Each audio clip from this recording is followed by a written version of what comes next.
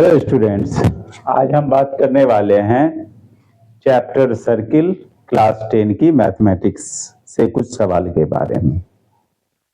जैसे number 1 question किया गया है, इस सर्किल को देखिए। A code of length 6 centimetre is drawn in a circle.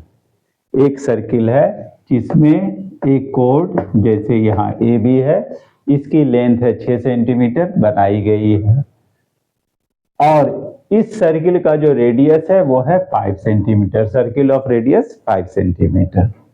Find its distance from the centre. तो सेंटर से ये कोड कितने डिस्टेंस पे है, हमें ये पता करना है। ये पता करने के लिए हम पाइथागोरन थ्योरम का यूज करेंगे। पहले हम देख लेते हैं, कोई भी परपेंडिकुलर लाइन जो कोड पे सेंटर से आती है वो उस कोड को बाइसेक्ट करती है। ये थ्योरम हम सब जानते हैं।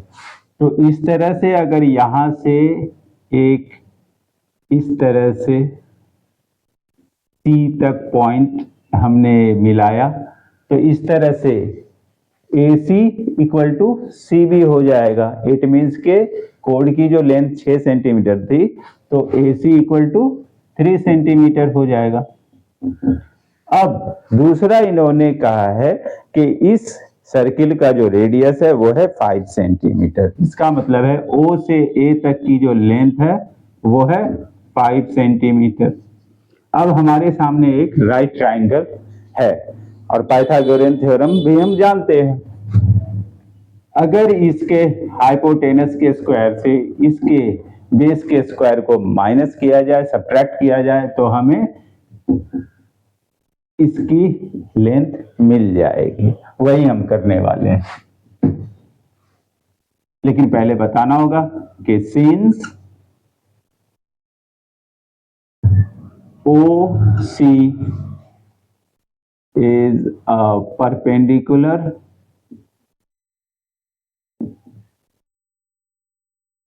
on chord AB from its center, so AC equal to CB equal to 6/2 3 centimetre.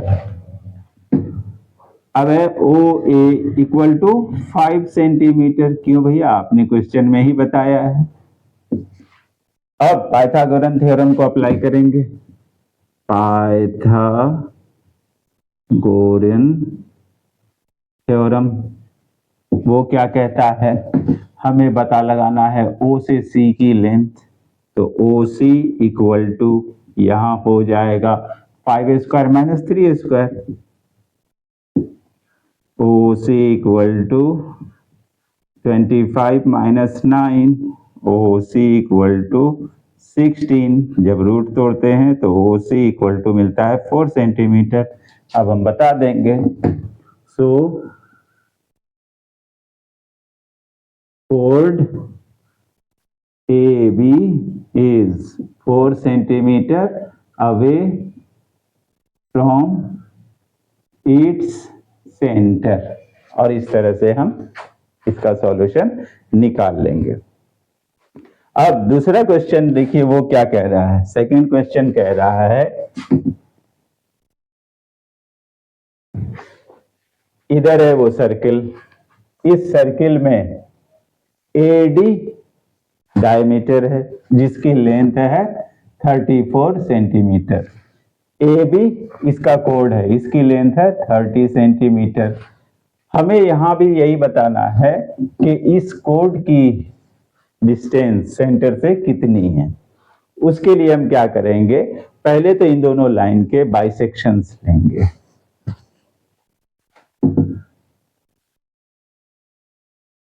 One by two into AD equal to 1/2 into 34, 17 centimetre,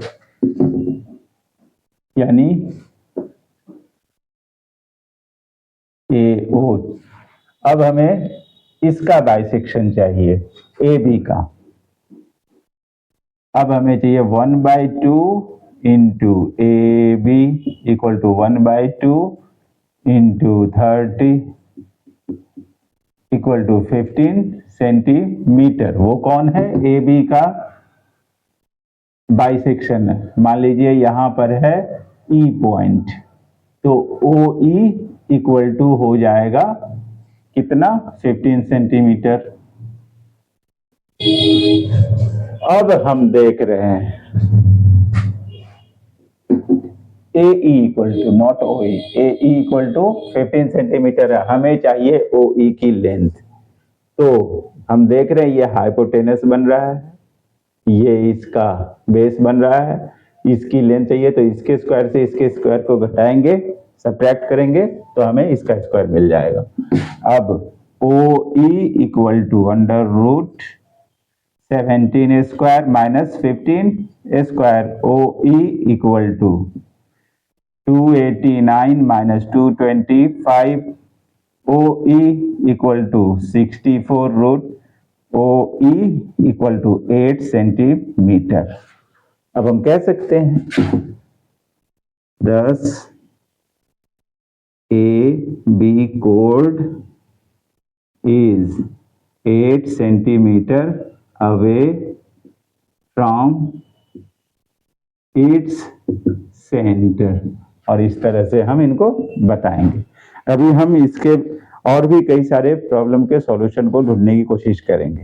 हाँ, अगला क्वेश्चन है हमारा,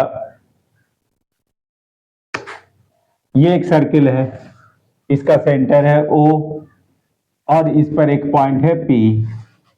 एक्सटीरियर पॉइंट Q से P पर एक टेंजेंट बनाया गया है जिसकी लेंथ है 24 सेंटीमीटर और Q से सेंटर की दूरी है 25 सेंटीमीटर। अब हमसे कहा जा रहा है find the radius of the circle. तो इस सर्किल के रेडियस की लेंथ क्या होगी हमें ये बताना है। Point Q is 25 centimeter from its center and tangent PQ is 24 centimeter. Find radius of the circle.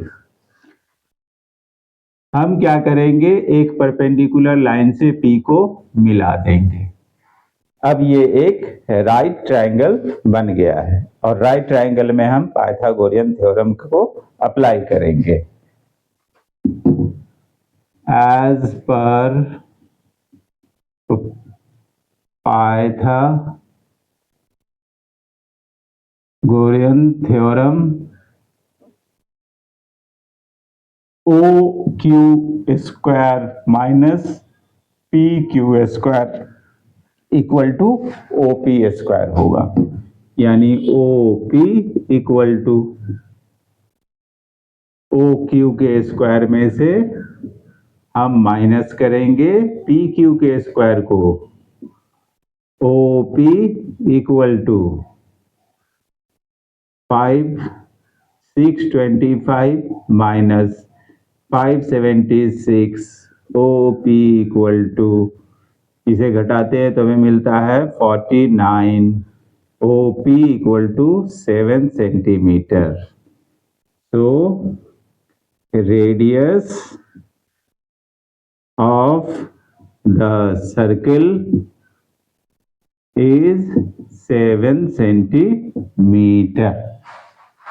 इस तरह से हम रेडियस फाइंड आउट कर लेते हैं। अभी तक देखा आपने कि 3 ऐसे प्रॉब्लम हैं जिनमें हमने पाइथागोरियन थ्योरम का यूज किया, उसे अप्लाई करके हमने सॉल्यूशन फाइंड आउट किया है। लेकिन अगला जो क्वेश्चन है वो क्वेश्चन कुछ प्रूव करने के लिए, वो देखिए क्या है। एक सर्किल है, वो सर्किल जो है साइक्लिक कहा जा सकता है क्योंकि इस क्वाड्रिलेटरल के जो पॉइंट्स हैं वो सर्किल के भी पॉइंट्स बन रहे हैं। अब ये कह रहे हैं कि ये प्रूव करना है कि ये जो क्वाड्रिलेटरल है वो एक रोम्बस है।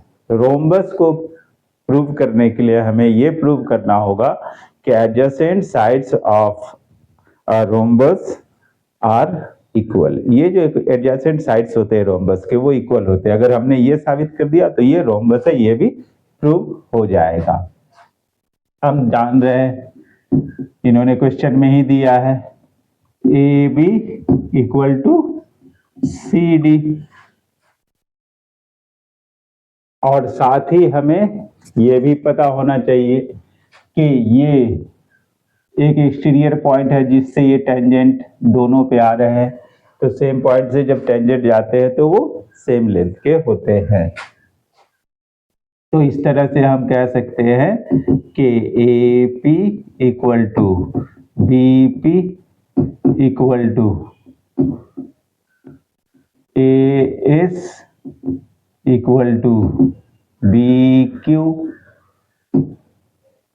Equal to C Q equal to R C equal to D S equal to A S. या जब ये दोनों इक्वल है तो फिर